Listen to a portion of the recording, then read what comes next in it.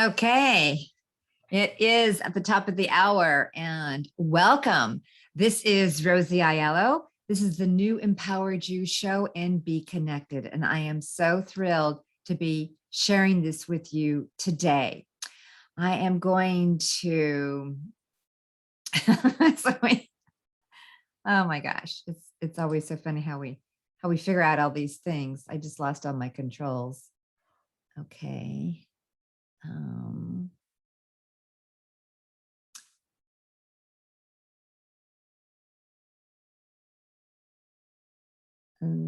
I have no idea where my controls are for my Zoom. Oh, this is just hilarious. I know I'm recording. So we are going to be talking about the 3 keys to learn to trust again. And this is such a hot topic for so many people, primarily women. I just want to make sure that you are in the right place. We're going to have fun today. And I'm not going to be talking about all 3 keys today. I'm breaking this down, but there are 3 keys, and we're going to learn about the first one today. So if you have been having trouble with trusting and you can't figure out where you are or what you're doing and why you're doing it, then, okay, here we go. Right now, I just want to just kind of get there. I just found out, what we're doing here. Okay, I'm going to try to share this to my group. Let's see if it works today. Okay. Yeah. All right. It looks like it's a go. All right. We are live in the group. So I just want to welcome everybody to here. So now we are going to be talking about a really important topic that so many women are challenged with. And for sure, I was challenged with it too.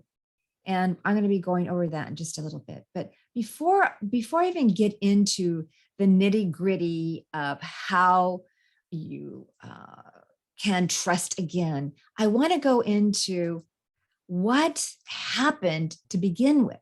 So when we were born, we were full of curiosity. We were full of love. We were full of joy. It came natural to us, right? We were like the background here. We were just completely a white slate, a clean slate. But then as life happened, things started to kind of show up in our life. And it was a bit challenging, wouldn't you say? Sometimes we didn't get a response the way we wanted. We didn't, maybe our parents didn't come to us when we cried, or maybe it was when we were a little bit older, still a child.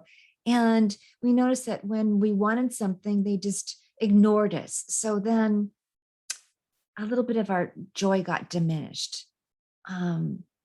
We weren't so sure about the love. We just were getting confused. Our curiosity was starting to shut down, because the opposite of curiosity is being closed. You know, when you're curious, you're being open, you're ready to receive. You want everything, right? But when that curiosity starts to close down, that openness starts to close down, that's the beginning of lack of trust. And that can be really hard. So then when you've had more layers covered over you, more experiences, unpleasant experiences that happened in your life, perhaps you were in an abusive relationship. I'll even show you here. Perhaps you were in an abusive relationship or some other experiences that were really unpleasant. And that open trust that you had started to get smaller and smaller and smaller until it nearly disappeared. Right? Are you tracking with me here? Yeah, I want to just check here with in some of the chat here. Trying to look at my controls. Okay, we're all good. Okay. And so that trust just kind of disappeared, right? And it happened on such a subconscious level that you probably weren't even aware of it. So I want to tell you that that's how it was for me. That woman that you see on the left is the one who was full of fear, all capital FEAR. And I had major trust issues after my international escape from the Middle East to save my young adult daughter and myself from her abusive father. And when I arrived back in the United States, I could not look at another man. Forget about trusting them. But I've come a long way. I've come a really long way. And I worked my way to come a really long way. And I'm proud of the woman I've become. My life is full. I have love and joy and kindness in my life. I am with the love of my life. And what I want to share is that this is possible for you.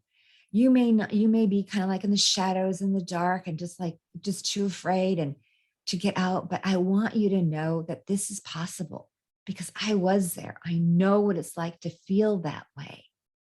And while I experience love and joy and kindness, I would say, every day in some shape or form, well, I don't have a perfect life. I mean, I'm a normal human being, which we're going to get into in just a moment. But first, I want to share with you this question. Are you hiding in fear like I was? I wore that armor so I'd protect myself. I hid under that. I hid under that shell. I had it was like my neck was protected. I was bringing my neck back. I wasn't going to let my neck stick out and get it chopped off or smushed. That's how I felt. Every time I stuck my neck out, every time I spoke my truth, every time I even had a question about what something was, just to get clarity, I would just get slapped verbally and put down. So every time that happened, I didn't want to stick my neck out anymore. But I wasn't there anymore. I was back in the United States. But what was I creating? What are you creating? A small world. I wouldn't let anyone in. I mean, I lived and breathed fear every day. But remember, like I was saying, that I had fear like in big capital letters, FEAR. Well, I also learned that that wasn't living. And that's what I wanted to do. LIVE, all capital letters. Can you relate? Is this what you're doing? And maybe you're not even realizing it. And that is the problem. When you don't realize this is what you're creating. But all of this can change. I mean, you'll see others are laughing and having fun and experiencing love and joy. And you're saying, why not me? What's wrong with me? Well, I'm going to answer that in just a short bit right here. So just bear with me as we go through this. So what's wrong with me? That's what I asked. And that's what my clients ask. What's wrong with me? I'm broken. I love this quote because it just says exactly what I'm thinking and what I'm presenting and how it is. We're never so vulnerable when we trust someone, but paradoxically, if we cannot trust, neither can we find love or joy. And that's why love and joy will always elude you. So I want you to really take this in. It is so important. The thing that you want, the connections, the love, the joy, the thing that you want, that you're yearning for, that humans are made for, are now just out there and you just can't grasp onto them because you're hiding under that shell. So I want to reassure you, you can learn to trust again when you practice these 3 keys. And today, I'm going to go over the first key. Excuse me. So when you practice, you can create love and joy in your life, and you deserve that. Who says yes?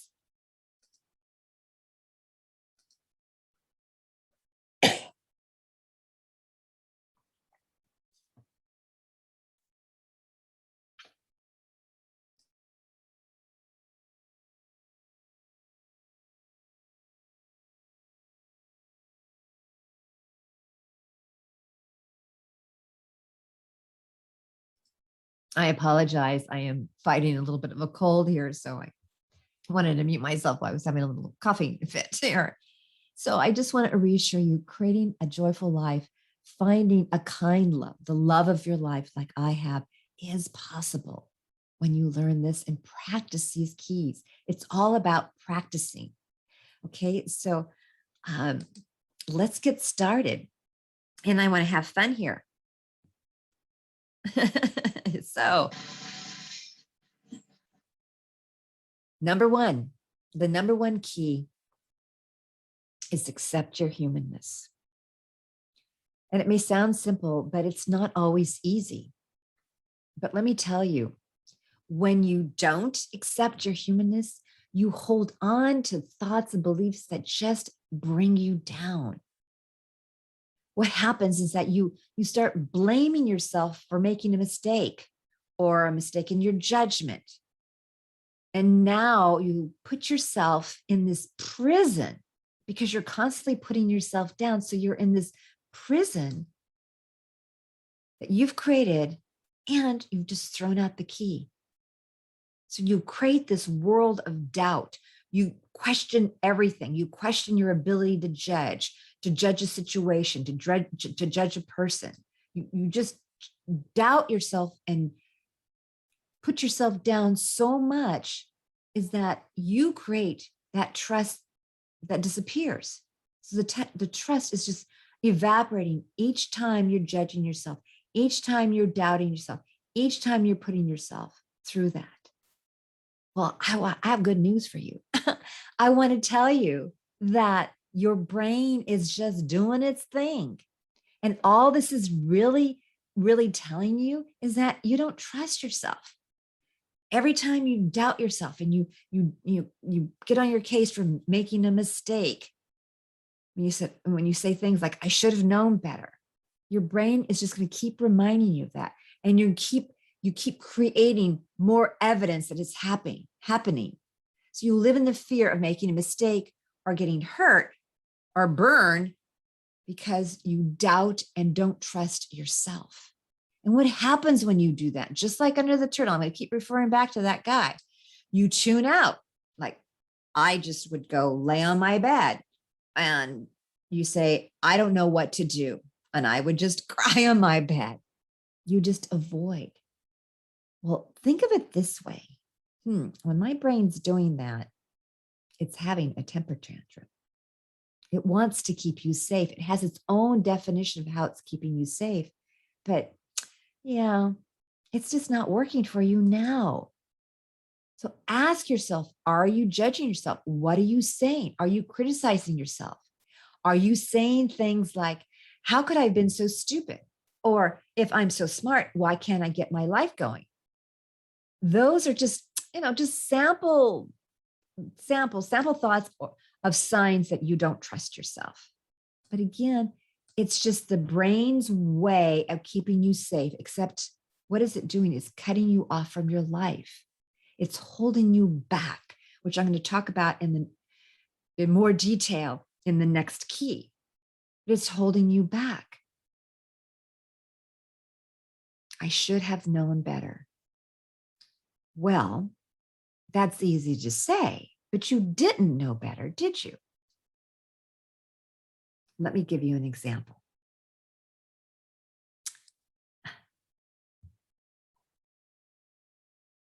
When you accept your humanness, when you accept your mistakes, your misjudgment, when you are able to do that, it means that you acknowledge you're just being a regular human.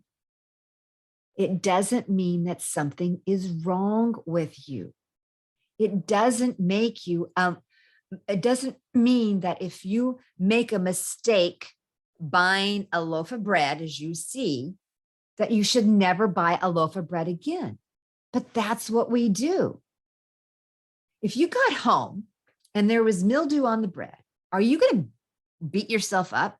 Are you going to say, how could I have been so stupid to buy that loaf of bread? I should have known better. But you've never had to look on the bottom of the bread before to see if there was mildew. You weren't expecting mildew. It was supposed to be fresh bread. We don't put mildew and fresh bread together. You'd probably be annoyed. I'd be annoyed if I got home and there was mildew on the bottom. Maybe you might return it, or you might, if it's a small spot and it's like not worth the trip, you might just cut it off. But you're never going to think, I'm never buying a loaf of bread again because you didn't notice the mildew. You weren't expecting the mildew, right? No. Maybe next time you'll start learning, well, maybe at least for this kind of bread, maybe I should look at the bottom of the bread before I buy it. You'll learn a lesson. And that's it. But what do we do? What do I do? Had a bad relationship, for example. And then we transfer the belief that all relationships are hurtful. I mean, that's what I did. Like when I told you, when I landed back in the United States after my escape, I put all men in one bucket. There was just one bucket. They were all going to hurt me. That's what they were. They were all going to hurt me. That was a hardcore belief that I had. But it didn't just stay there. That distress of others started to play in. I couldn't trust, for example, anyone who gave me a compliment. People told me, especially when I first arrived, I had a beautiful smile. And I thought to myself, why are they lying to me? Because for 25 years, my husband told me not to smile because I didn't have a pretty smile. So I couldn't believe them. I couldn't believe them that it would be, that they would say something that was truthful about me. I just couldn't believe that compliment. So I created distrust in the other relationships when that really wasn't fair. So you see how it kind of multiplies in the world you are creating. And if you're not trusting somebody, how are you going to show up? You're going to distance yourself. Well, you can't make connections distant yourself. You can't really create love or joy when you're constantly distancing yourself. And what happens is that you shut out love, you shut out connections, and you transfer that toxic episode in your life to others. So what happened was in the past, which I will go through in key number 2 a lot more, but I want to just touch upon it here of what can actually happen in your life.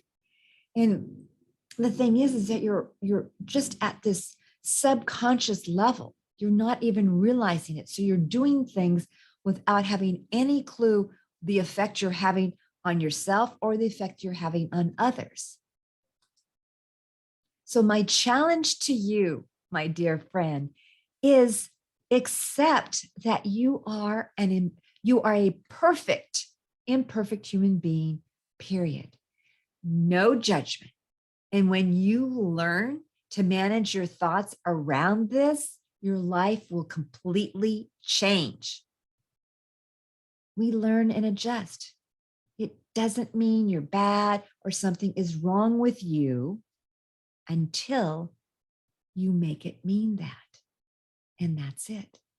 You create the meaning in your life. You can keep believing that you can't buy a loaf of bread again.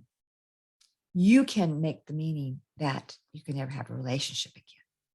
And your brain is going to keep giving you lots of reasons why you can't. It's really good at that. But when you start noticing what your brain is offering you, it's like, is that really helpful? The way I'm thinking? Is that really helpful? Is it helping me show up in life the way I want to show up? No, it gets you stuck in fear and making you doubt yourself. So no, it doesn't. But you're not aware of that. And you keep hiding under that shell, that armor that you think is protecting you. But hiding is not a fun life. That's the prison you're creating. The fun is out there. It's not under the shell. It's out there. So just because you think it doesn't make it true. It's just your brain has been programmed by this incident. It could have been one, it could have been multiple, but it's the past. It's not now. So what I want to reassure you, you can buy a loaf of bread again.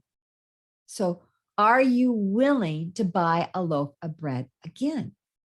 And remember, just keep asking yourself, am I willing to get out from under that shell to create my life? And if you are, then start opening up to just that possibility. Maybe it's like, I don't know, it just seems so scary out there. I get it. But what I want to reassure you is that the only thing that's making it scary out there are your thoughts. And we can work with that. We can help you view things in a different way. And it's going to be like, oh, it's like being like the dog who goes in a circle and circle, or being afraid of your own tail, right? The dog being afraid of its own tail. Like, what's that thing chasing after me? I'm going to get it, and it goes in circles and kind of goes crazy. Yeah.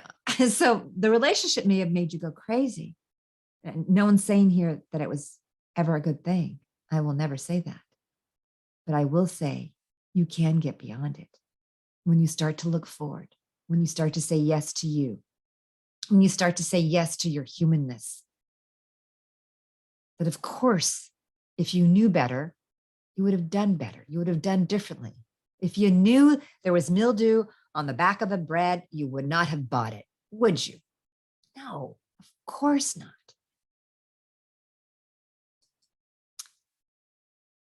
So I want to share with you a client of mine whom I'm still working with. This is not her. I'm just doing this to protect her privacy right now.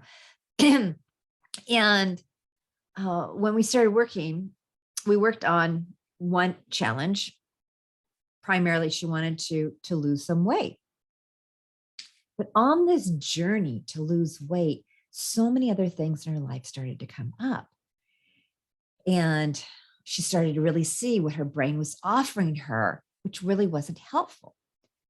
Now, she did a lot of great things, so many great things. But one day I need to talk to you about this. And she had been working on a project for work, and it didn't go as well as she wanted. She goes, I should have known how to do this, right? That should. Look out for your shoulds. Whenever you hear a should, just know that should equals judgment. It's judgment of yourself or judgment of somebody else. Okay. And so her project didn't meet her expectations. I'm not saying it didn't meet her boss's expectations. That's not what she said. It didn't meet her own expectations. It's like, even though it was a new project, even though she was still relatively new in this job, even though it didn't matter, right? For her integrity, for her perfection, she wanted it to be a certain way. So what did she start doing when it didn't come out, or the experience didn't come out the way she wanted? She started to beat herself up. She started to criticize herself and telling herself how awful she was because she hadn't done the project like she wanted to. Now, if you heard your best friend, talking to yourself that way, you would go, whoa, girl, what are you doing? You're just learning. You're working hard, figuring it out, right? Yeah, I guess so. But then what happens is that she started to drink and to eat more, and then she'd feel worse, especially since we were practicing, on her diet and things like that. But then as we worked more and more, and she realized, this was brand new, and it really was good enough. It was probably better than good enough. And she learned to recognize her own humanness, and that brains just do that kind of stuff. And what was even more important, as you recognize your humanness, you recognize that you have choices. And that's what she did. I have a choice of how I want to think. She said, I could say I'm stupid, Or she could, she goes, I could choose to think, I'm learning and it's okay. I'm learning and it's okay. So now, instead of beating herself up, she leads her life. When her brain decides to beat herself up again, she knows that, whoa, I hear you. Let's slow down this. I'm not really liking this. And she gets back, and then she starts to get curious. Why am I thinking that? Is it really true? What am I creating when I think that? How am I feeling? What do I want to do? What do I want to create? And then all the power comes back to you. All the power came back to her. And that's what it is each and every time when you learn these tools. So if you can just be curious instead of judging yourself and others, your trust factor will start to increase. Now she can trust herself to make a decision. She can trust herself to redirect her focus without getting stuck in self-judgment. And so can you. And this was huge because now she has that awareness. Is it perfect every time? No, but it keeps the time when she starts recognizing when she's judging herself starts to get smaller and smaller. Okay, I can trust myself. I'm human. I'm doing my best, and that's what humans do.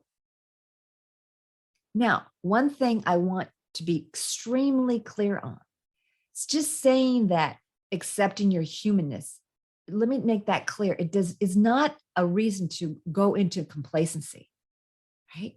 It does not mean moving into complacency. It's not, oh, I'm human. I made a mistake. Sorry for you. Well, that's it. I'm just a human being and I didn't know. So therefore, no. It's accepting your imperfections. It means taking responsibility for learning. It's learning from your mistakes so you can move on. Otherwise, you will keep repeating them and you'll wonder why certain things keep happening in your life again. Well, that's why. One, because you haven't learned these 3 keys, but first, because you haven't learned this one. You must learn the lesson. You must take responsibility for how you are behaving, for how you are showing up, for what you are creating. This is not just to write off life and then blame everybody. It's just the opposite. It's to take full responsibility for your life, but understand that judging yourself and criticizing yourself are not helpful. And they're not going to move you forward. And they're going to keep your entire life really small.